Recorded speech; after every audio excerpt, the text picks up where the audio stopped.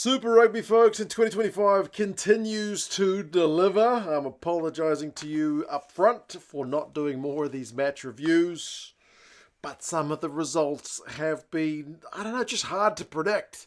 Leads changing, underdogs getting up, and now it's Moana Pasifika's turn. They end their winless run to start the season with a 40 points to 30 win over the Canes. They were at home back at North Harbour, which right now, I was doubtful, is seeming like a pretty good home for this team. The crowd was, I don't know what the numbers are, but they seem pretty decent, certainly way better than what we ever had back at Mount Smart. And if they keep playing like this, they will get more bums on seats because they played some pretty attacking rugby. She was pretty helter-skelter at the end. Both sides had yellow cards. Crazy game. There's a hat-trick for Whailangi. Artie Savia gets a win over his old side. And the Canes, looking a little bit vulnerable at the start of this year. They are not the only team. My Blues have been a bit lackluster, to be fair, but this is all about Moana Pasifika. What a result from them. And I feel like their defensive shift in the first half, or also the Hurricanes' failure to execute more in the first half, is really costly. We'll go through some of the key events and the stats. You guys can let us know your thoughts on the game itself, but it was all the Hurricanes early. They had all the ball, but Moana Pasifika's defense was solid, especially like Maul defense kept the Canes guys out early. However, on about 15 minutes when they knocked it on in their own 22, they eventually kind of caved. It was just a scrum for the Canes, attacking scrum in Moana Pasifika territory. That man, Braden Yose, he is a cracking dude to peel off an attacking scrum, and he does it really well. Bit of power, bit of pace from the back of that scrum at number 8. He's able to go over the Moana Pasifika line, so it is 7 points to 0. And that's probably the least they should have had for the early pressure they were putting on Moana. They were always down Moana's end, just making them defend for days. But Moana basically hit back straight away, and there was often the story of this game in terms of being like really tit-for-tat. First real chance, directly score down the Hurricanes' end. Maul in the 22, Whailangi gets his first of 3. It ain't the kind of prettiest try of this game, but they're just as effective. 7 points apiece.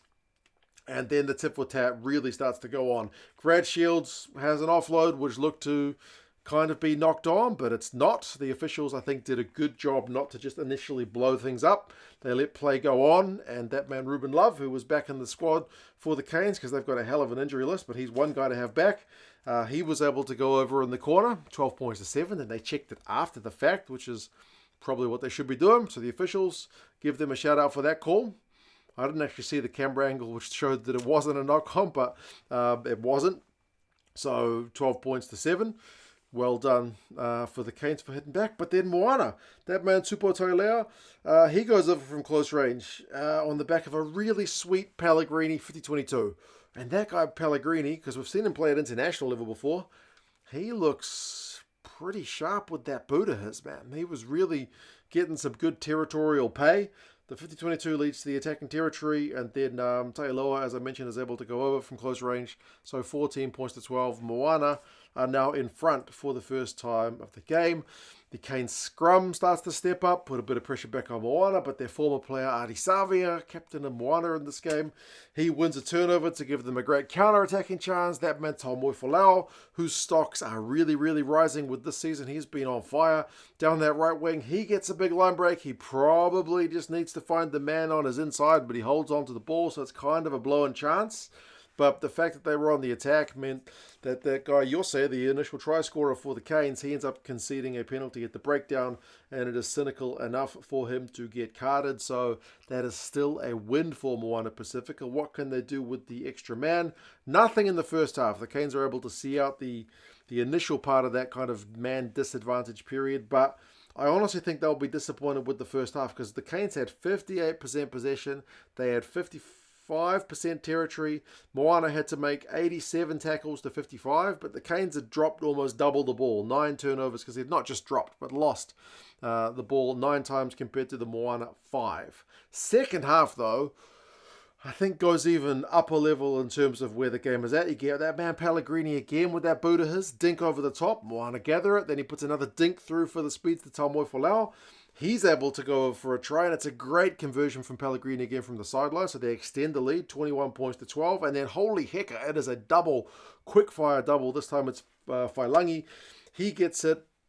Again, it's Pellegrini this time, but he's on the kick return. Kind of shapes the kick, but he shows that he can beat some men. When he puts the pedal down, chooses to step, gets it to Taumoi Folau. That guy with the weaving runs, geez, he's really easy on the eye to watch. And it's just a proper try. If you haven't seen the highlights, go watch it, because that one was absolutely highlight worthy. 28 points to 12. That's looking like a heck of a lead. However, Tom Savage, the big lock, putting a bit of a kind of head-on-head action, gets himself yellow carded, puts the pressure back on Moana. What can they do now that they're the man down, 15v14? Well, they do all right, because the Canes can't convert with the initial pressure they put on the man disadvantaged Moana, and then they end up getting out a bit of pressure themselves. Walker Leawere puts in a pretty dumb, could argue dirty, no arms shot at the limbs for Moana, against Moana. He gets himself yellow carded, so it's 14 on 14. And 14 on 14, Sana Rivi is able to go over for a maul try. So suddenly we're looking at 35-12. This is looking like a proper potential hiding.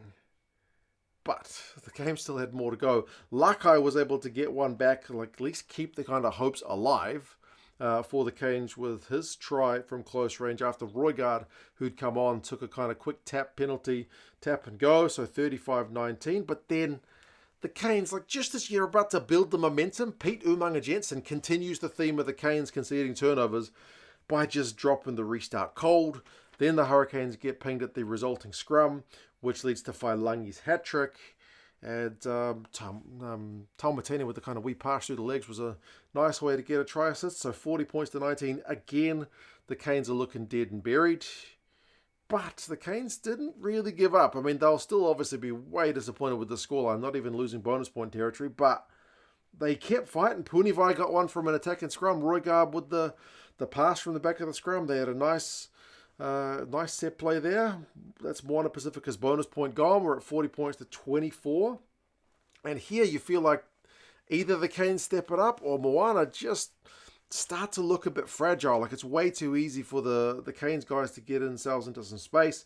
Roygaard has a massive line break after he's set up by Rova. Nice weaving run from him, but the late pass to Naholo gets knocked on. Then Rova does get one a minute later after Karifi had gone close. Misconversion means it's still a two-score game, though, at 40-31.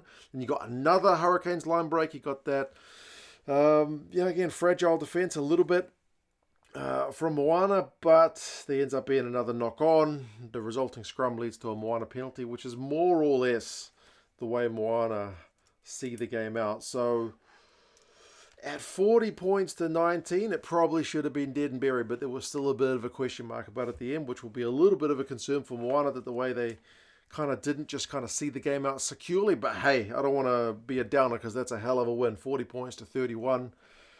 Some cracking tries on display. The possession and territory stats evened out a bit. 53 and 55, the territory and possession numbers for the Canes guys. But turnovers conceded 17-9.